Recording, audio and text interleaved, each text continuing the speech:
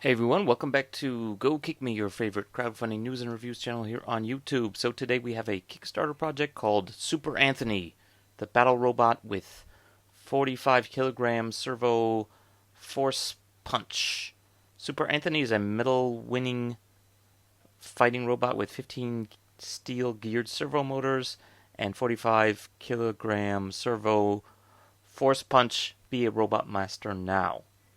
Okay, so I'm kind of choking on my words there because kilograms, as you know, is a measurement of mass and not of force. So, what does a 45 kilogram servo force punch mean? And actually, they don't even mean kilograms, they mean kilogram centimeters. And anyway, I'll get into that in a second. But basically, there's some, if you want to be pedantic, nitpicky, some physics issues here. Anyway, so this thing is a battle robot. It is a humanoid type fighting robot. I'll show you the video in a second. They've already passed their goal just since last night when I first found this, and still 53 days to go. So this thing's going to make a lot of money, or at least have a big order. So let's play the video. The video is actually not too much of a hard sell. It's basically just showing this thing, sort of a highlight video.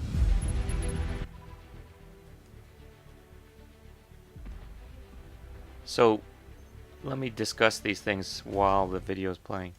I actually have seen these before. So they're basically a bunch of servo motors. Servo motors, or if you ever played with a remote control car, are the little motors that they use to steer the wheels and move the throttle on the uh, on the engine. So on the motor. So basically, they just taken a whole bunch of them and literally like some of the original designs of these types of things are a bunch of those servo motors connected on plates that have joints on them and they form a humanoid. So I've actually seen these things since I don't know when that was, like more than 15 years ago, when I was living in Japan, and they would, in some of the hobbyist and kind of electronic stores, they would play these videos of these things, and I just loved it, and I would sit there and watch them for like 20, 30 minutes. Basically, somebody figured out a really easy way, using relatively simple remote control systems that exist for RC cars and RC planes, to make an RC humanoid, and then someone got the even better idea, let's put two of them in a ring and have them fight. So that's what this thing is. It's a fighting humanoid robot, as you can see. And yeah, they actually have little arenas and they fight and they get points for doing knockdowns and strikes. And then, of course, people want to show off these fancier moves, which the crowd loves, even if they're not necessarily effective. So they made a little video to sort of dramatize it. And I guess this is actually the guy who's developed Super Anthony. Super Anthony needs kind of a cooler name, but that's besides the point. So this one is actually, you can see it's like 4-bar linkages. It's actually pretty well done. This stuff is all basically just stamped sheet steel or whatever, maybe aluminum even, because it's got to be light, because these motors are not super strong despite what they're advertising here.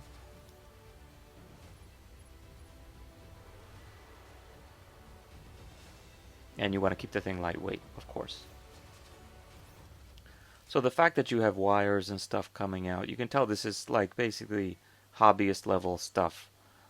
This is like prosumer, enthusiast stuff. It's just not handed to your kid who's whatever 8 years old and expect him to figure it out on his own. Dad's going to be spending a lot of time helping if you get this for a kid.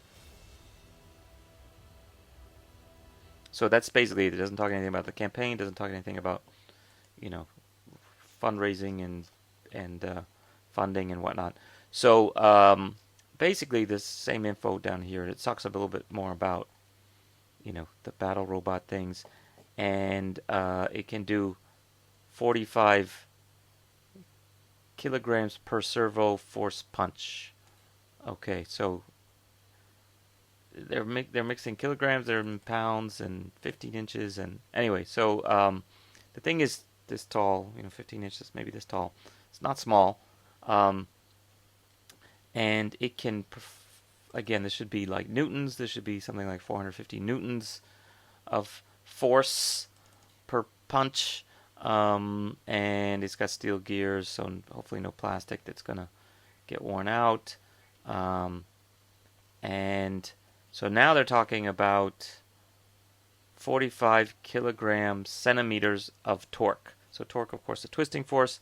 That should be like, that's what you hear when you hear about cars with pound-feet. That's 1 pound at a radius of 1 foot is 1 pound-foot. So this is 45 kilograms on Earth, which is 450 newtons around, 440 something, whatever, 480, 430 something. Anyway, my math is horrible. It's early in the morning. At 1 centimeter, or in this case, I'm guessing it's this distance, so it's not actually 45 kilograms of force on Earth, which is 450 newtons. It's more like that. Looks like 2-3 centimeters. So anyway, the math is kind of off here. I don't know if Mr. Sai here is the one who wrote this, but definitely they should just use newtons and pounds. Actually, use pounds. People can figure it out. If you're going to use inches anyway, just use pounds. You're aiming at the U.S. market here. So anyway, they have some of the different moves that they've developed. So this kind of stuff is actually a function of the control software. So I believe this one has an Arduino board in it, if I remember correctly. So basically there's some microcontroller on here that they program to do these different combinations. So whether it's a split kick, as they call it, or the little tumbling move that you saw in the video, or just the swinging and punching, because there's multiple motors which have to be controlled at the same time. So they've basically pre-programmed some of these in there, and I guess you can actually go in and modify your own. Like I said, it's not made for the average off-the-street person. And here they compare, I guess maybe for servo motors, for some reason they use kilogram centimeters. Maybe it's not just this guy. And basically he compares different types. RC cars use smaller ones. Entertainment robots use bigger ones. Or actually smaller are built with servo motors. Okay, I don't know why that's... RC cars use a bigger one in some cases. And then advanced robots come with bigger ones. And this one is even bigger than the biggest, supposedly. So yeah, you can kind of see the manufacturing. So basically each one of these little black boxes in here is a servo motor or two. And generally it's like direct drive. So I'm guessing, this thing turns relative to this, the shaft turns relative to the box, which means that this turns relative to that, and that's how the shoulder moves. So yeah, you can see again here. So yeah, basically the servo is right there on the joint. Here's your 4-bar linkage, and in this case they have one to balance the ankle left and right, which you can see here. They've got another one probably right in here, and another one I think up in here, if I had to guess. And if you're the Anthony dude, you can correct me if I'm wrong, but basically I have a PhD in robotics, so I think I know what I'm talking about. Cool thing is that they've also got one of these PlayStation type controllers, which I'm assuming uses Bluetooth because the app also uses Bluetooth, that can basically talk to the microcontroller and turn on the different routines for the different moves. So that's actually much better interface than using the smartphone, because you don't have to look and you can tactile feel. So when you're doing the little robot battle like this, you can sort of automatically do like this kid's doing back here. So this is some kind of like training exercise where they're seeing how often they can punch the bottle in 30 seconds time. So if you're 15 hits per 30 seconds, you're a master. And so I guess if you just had to go back and forth, you could probably do that. This is a little extra dramatic fake dust being blown. This is, you can see kind of the environment of running it. So yeah, if you're into programming, if you're in mechatronics, this is actually pretty awesome, which I am. So I've always liked these things. I just never had the opportunity to really get into them, and it's probably good that I didn't, because it would be expensive and time consuming. But basically, this guy's developed this thing and he's been running it for a while now. He's trying to basically turn it into a commercial product, not like a mass product, but at least you know, frequent one. So let's talk prices. $12.99 USD. Wow, that's a lot. Even for super early bird, they only had, I think, like 50 of these, 50 of these. So you could get it with the flame skin or the regular skin, depending on which one you bought. So I don't know if these. Let's see if these are sold out yet. And then it goes up to $13.99, $1,500, and you can get 2 packs for, I guess this one probably is still not out. So you can get multiple packs for less than $13.50, even if it's not early bird. So, and some people mention, I think in the comments, like, well, there's no fun just having one. You got to have two so you can fight them against each other, which is a good point. But I guess for most people, one is enough because you can train by yourself and then go attend Robo One conference tournaments or whatever, Robo games. So this is one in the U.S. and I think this is one of the backers. Actually, this guy is a super backer on Kickstarter, and he actually got a Super Anthony. I guess maybe directly from the dude, and he put a video of a video.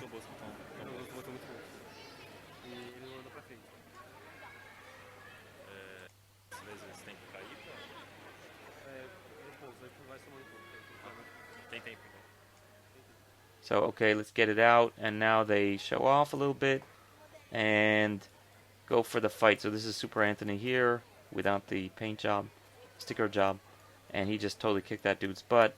This guy doesn't fight very well. He does this weird sort of side thing.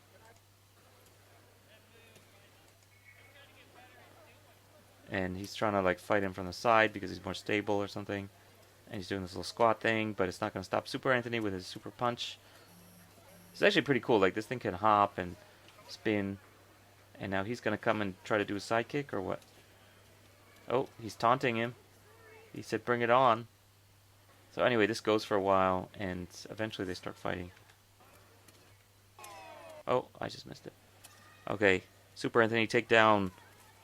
Oh, he didn't even have to do much. He sort of fell over. Anyway, so that's why the project is for this thing and not this thing. Oh, he's trying to do the axe kick. So you can see just this thing is much faster and definitely stays up better. So anyhow, that's Robo Games 2018. There's actually a thing called Robo One, which is the Japanese league for this stuff. And as I said, it's been around a while, this type of battle, I guess. I don't know if Robo One itself is new or not. But you can see some of the, it's almost like basically Robo Sumo or Kumite type thing. And they have, you can check out some of this info. This is in IEEE from only last year. You can kind of see some of the Japan ones. Actually, turns out Robo One does a certification process, so they allow commercial robots in there in addition to sort of one-off hobbyist ones, and so they list a bunch of the certified ones because it's Japan. Everything's got to be structured and whatnot, and they've got all the stats you could ever want, how much it weighs, etc. So some of these are, if I had to figure out the math and all that, they're about the same size as the Anthony. Maybe these are a little bit lighter. Because that one was like 5.6 pounds, which would be 3 kilograms or 2 point something kilograms. So these ones are basically smaller and lighter weight, and you can see kind of, these are all servo motors in there. So they've definitely gotten better compared to 15 years ago, but it's still fundamentally the same stuff. Then you actually get some really fancy pants commercial ones that look like commercial products. And there's some really fancy ones in here if you go all the way down. So I actually checked, like this thing, and I checked on some of these, and you can buy them online, and they are cheaper, some of these things.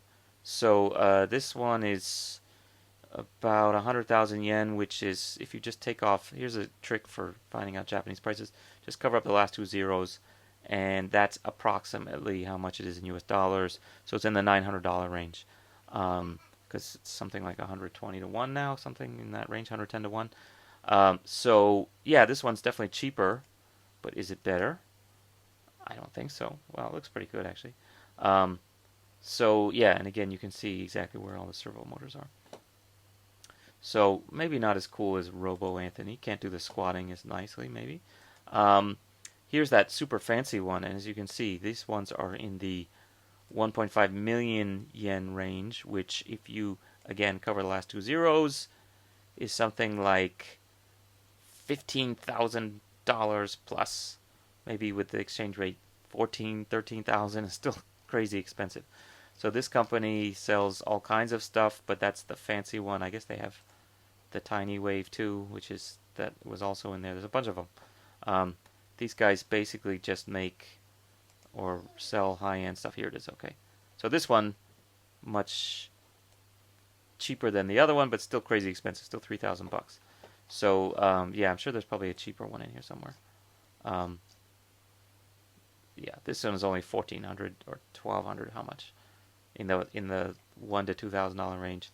And then you can get parts and you can customize. So some of these, ooh, I don't know if I want all plastic like that. Looks kind of shitty. Hopefully that goes on the outside. That's not a load-bearing member. And there's other ones like the Robo 1, which is, where's the price on this thing? This one is in the, I guess it's the,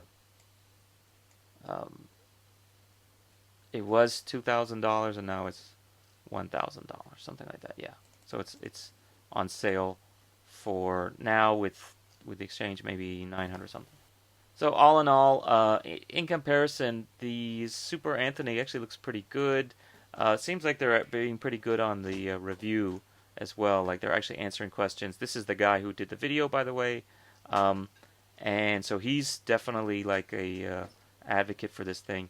So the fact that a super backer is, pimping his shit out on the thing, at least he feels like he got his money's worth out of this thing.